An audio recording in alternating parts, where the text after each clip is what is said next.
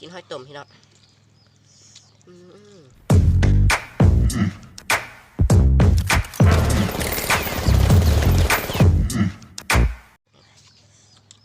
มาพี่น้องกินหอยต้มพี่น้อง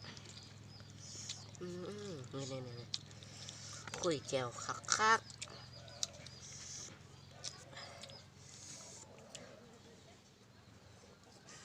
น่าจะยี่ยังนะพอกินได้แล้ว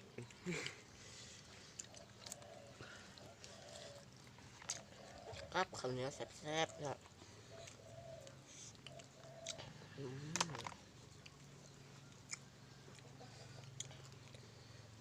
หอยต้มพี่น้อง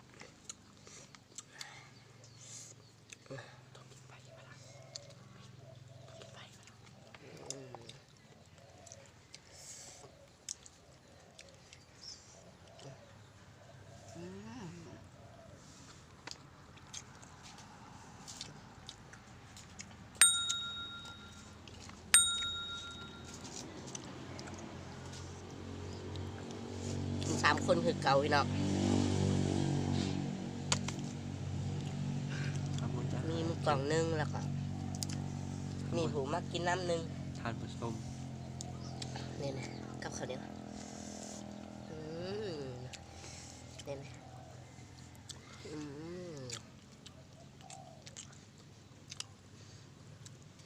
มือกล่องกับกวนตีนอีกเลยพี่น้องอันบักทีมงานหานี่ก็ขายลูกห้อยเนี่ย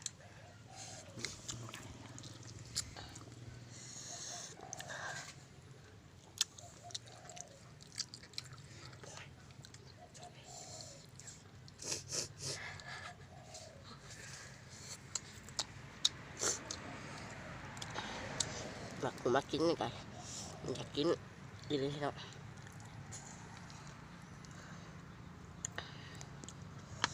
นี่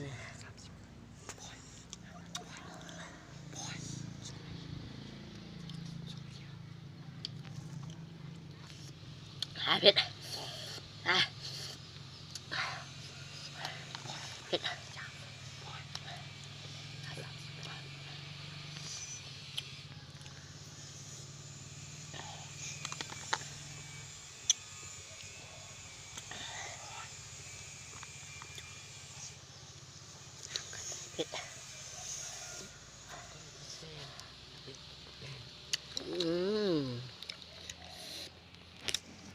ใครบอกไปแล้ว